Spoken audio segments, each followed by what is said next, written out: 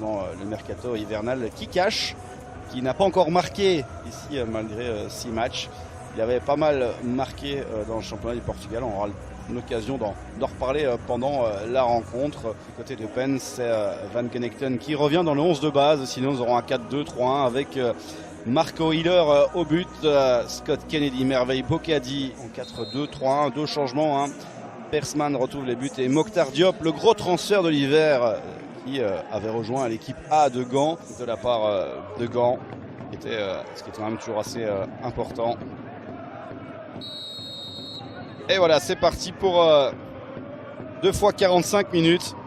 Alors, on va un peu découvrir qui est sénégalais. Et peut-être cette première possibilité pour les joueurs d'Eupen avec un face-à-face. Et le premier tir ici qui passe à côté du but de Persman. Avec déjà une place assurée pour Beveren. Et puis pour le moment, c'est Courtrai qui obtient ce sésame. Et puis les 4 équipes suivantes devront se disputer des matchs. Alors ici, un corner joué d'une façon différente et le but. Voilà, superbe. Kikash inscrit son premier but sous ces nouvelles couleurs. J'étais en train de vous parler de classement.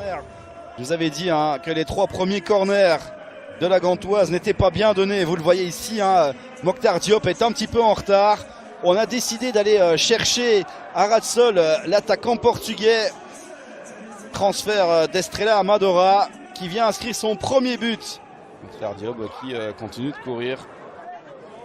Même si, attention ici à ce mauvais ballon de Bocadi, ça va permettre à Abdoulaye de récupérer le ballon. Van der Donk, un peu d'espace. On va chercher Vilich qui va pouvoir tirer ici. Et l'arrêt. Belle passe de Van der Donk. Il donne ici là. On va tenter d'y aller seul. Alors qu'il y avait le Diallo sur le côté. Peut-être moyen clairement de faire autre chose. Mais du coup, Eupen peut récupérer ce ballon. Nous. Un peu d'espace, là sur la droite, il y a moyen peut-être avec Kikash qui va se procurer un tir. Et le voilà, le doublé pour le Portugais. Superbe combinaison pour Eupen qui vient faire 2-0 sur une contre-attaque. On a fait une belle passe décisive, vous le voyez, à Kikash qui d'un superbe tir croisé vient faire 2-0. Doubler la marque. Et là, la Gantoise pourra s'en vouloir, clairement, parce que je serais curieux de revoir ce but depuis le début. Mais cette perte de balle de la Gantoise a vraiment fait du mal. D'occasion sur hors-jeu de la part de Gand. Et pour le moment, Eupen est sur du velours. Avec peut-être ici une nouvelle occasion. Et ce tir légèrement croqué de Kikash. Derrière le ballon. Nu, il a un peu d'espace. Il va trouver ici cette superbe combinaison et ce tir de Kikash à nouveau.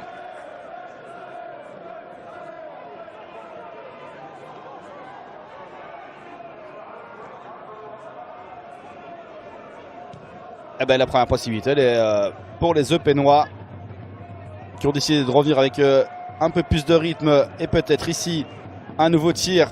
Le centre il est là, la tête elle est là et le but il est splendide. Et le triplé pour l'attaquant portugais.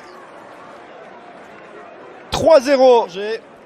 Vous le voyez, ce superbe assise de Müller. Et Kikash qui est tout seul. Comment est-ce possible de laisser l'attaquant? Mais bon, ça faut déjà bien clôturer cette rencontre. Kaliskan derrière le ballon. On va aller chercher à nouveau le premier poteau. Et cette tête magnifique. Avec l'arrêt tout aussi magnifique de Persman.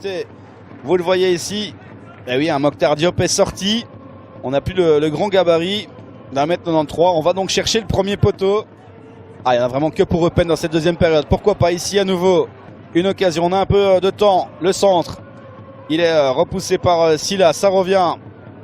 Nu va pouvoir tirer en un temps dans les mains de Persman. Avec la sortie de Kaliskan. Et la montée de Itoumane Zala.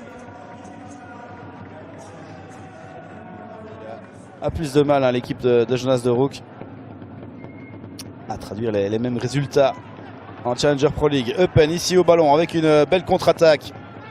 C'est Müller qui va trouver Kikas. Il avait déjà... Non, c'est pas Kikas, autant pour moi. Mais par contre, c'est quand même un but de Casper qui est monté au jeu. 4-0. La messe est clairement dite pour la Gantoise. On avait eu un but croisé de Kikas en première période. On aura un but mais ô combien mérité pour Eupen. Alors le corner ici repoussé par Eupen qui devait corriger, je vous le disais, en première période avec ce tir et ce superbe arrêt. C'est pas posé de question de la part de Donis Silla. On va peut-être pu essayer de capter le ballon. On va le savoir tout de suite. Bah non, il n'y aura pas de temps réglementaire. De temps complémentaire. Victoire 4-0. Victoire incontestable d'Eupen face à la Gantoise.